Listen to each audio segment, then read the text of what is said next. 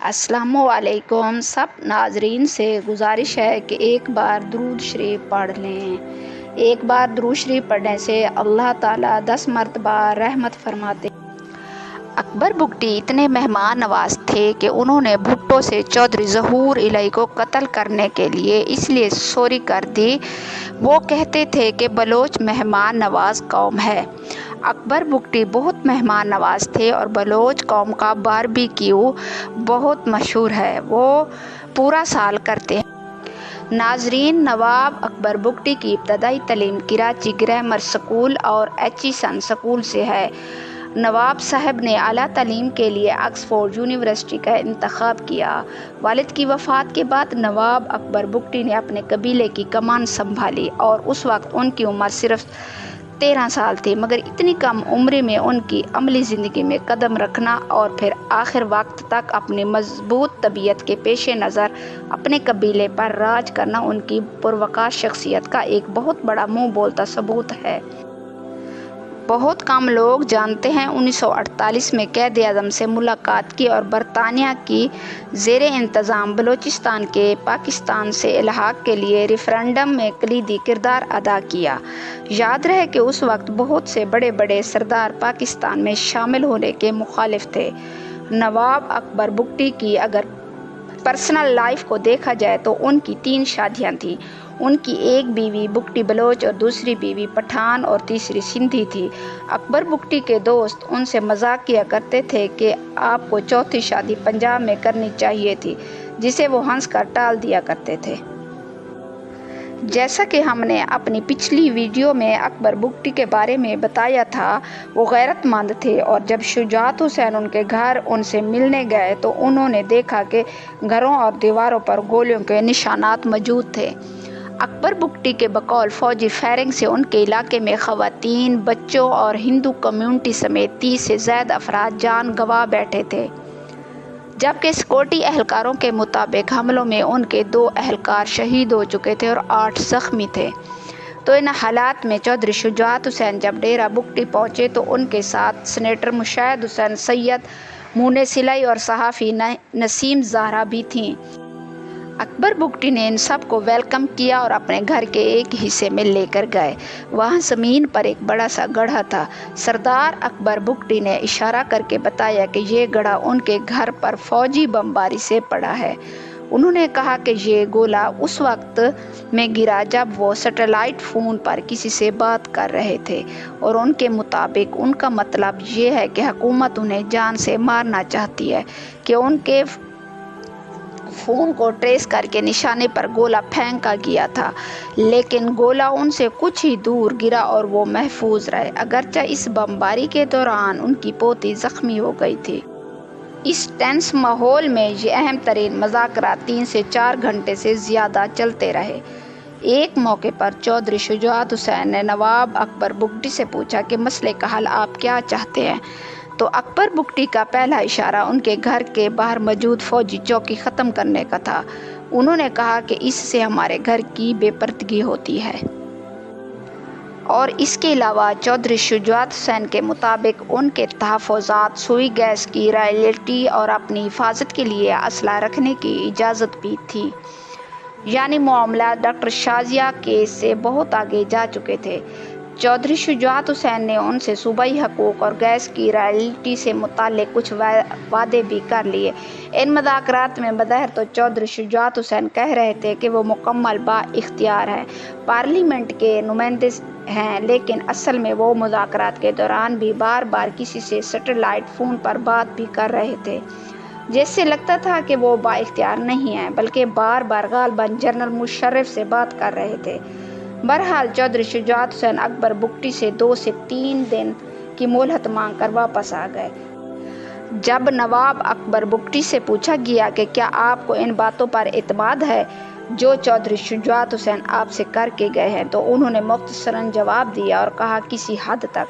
इस्लामाबाद में चौधरी शुजात हुसैन ने सदर जनरल मुशर्रफ को मुज़ाकरात से आगाह किया और ये भी कहा कि अकबर बुगटी अपने घर के बाहर मौजूद चौकी से बहुत परेशान हैं। चौधरी साहब ने जब घर के बाहर चौकी ख़त्म करने का कहा तो परवेज़ मुशर्रफ ने फौरी तौर पर चौकी ख़त्म करने का हुक्म दे दिया। ان اقدامات سے لگنے لگا کہ اب برف پگھلنے لگی ہے، بلکہ چودھری شجاعت حسین نے اکبر بگٹی اور پرویز مشرف کے مابین 1 to 1 میٹنگ کا بندوبست بھی کر دیا۔ یہ میٹنگ اسلام آباد میں ہونا طے پائی تھی۔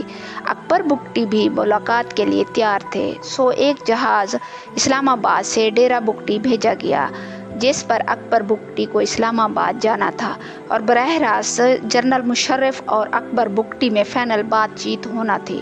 جب اکبر بگٹی آنے کے لیے تیاری کر رہے تھے تو انہیں اسلام آباد سے پریزیڈنٹ آفس سے ایک کال آئی۔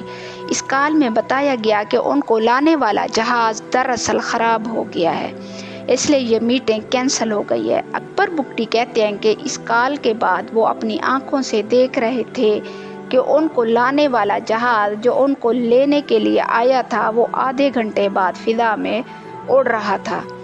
شاید جنرل مشرف کی ٹیم میں سے کوئی تھا جو کسی بھی صورت اکبر بگٹی کو اب زندہ نہیں دیکھنا چاہتے تھے۔ اس کی ایک گواہی صدر جنرل مشرف ہی کے دور میں وزیر اعظم رہنے والے بلوچ رہنما میر ظفر اللہ جمالی نے بھی اپنے ایک انٹرویو میں دی تھی۔ ناظرین، اب دن آیا 14 دسمبر 2005 کا۔ جنرل مشرف ڈیرہ بگٹی کے اوپر بلوچستان کے علاقے کولو میں فرنٹیئر کور کی پوسٹس کا دورہ کر رہے تھے۔ اس وقت ان پر 6 سے 8 راکٹ فائر کیے گئے، لیکن یہ راکٹ جنرل مشرف کو ہٹ نہ کر سکے۔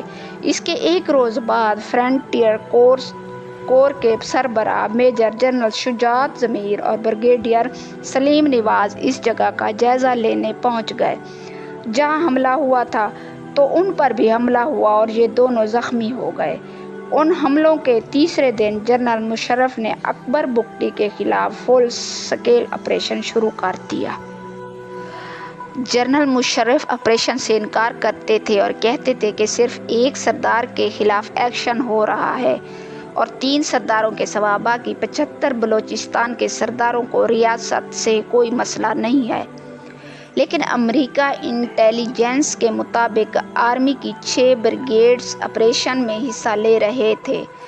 پیرا ملٹری سمیت کل ملا کر 25,000 سولجرز اس آپریشن میں شریک تھے۔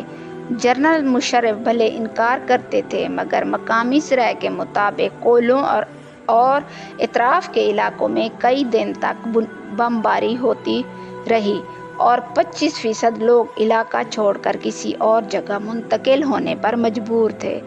کولو کے علاقے کا رابطہ باقی علاقوں سے کٹ چکا تھا، جس کی وجہ سے مقامی لوگوں کو خوراک، کھانے پینے اور ادویات کی شدید قلت کا سامنا تھا۔ دوسری طرف بلوچ مسلح افراد گیس پائپ لائنوں، ریلوے کی پٹڑیوں اور بجلی کے نظام کو خاص طور پر نشانہ بنا رہے تھے۔ 2005 کے آخر تک بلوچستان میں تقریباً 187 بم دھماکے ہو چکے تھے۔ یہ آپریشن جاری تھا کہ اگست 2006 آ گیا۔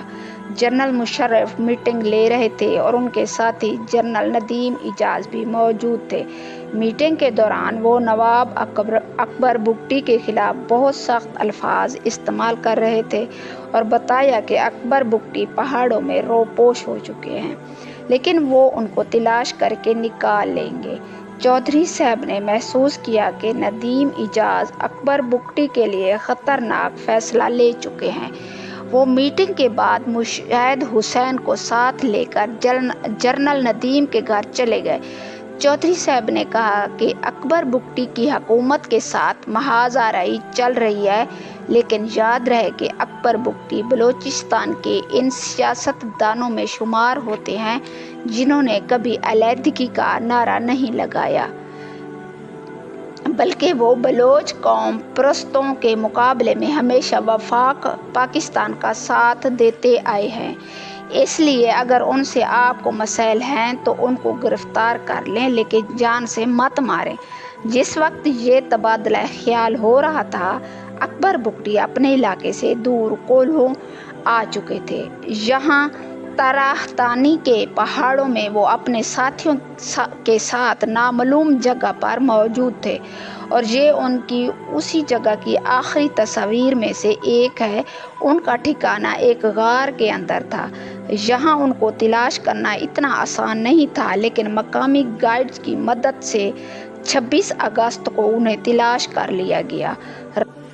रिपोर्ट के मुताबिक 7 अहलकार इस अंदर से मुड़े हुए गार के करीब पहुंचे तो उसका खुला दहाना किसी बड़े ठिकाने का साफ पता दे रहा था, लेकिन बकौल अहलकार इससे पहले कि वो गार में दाखिल होते गार की छत अचानक से गिर गई। ये 7 अहलकार और गार के अंदर मौजूद लोग जान से चले गए।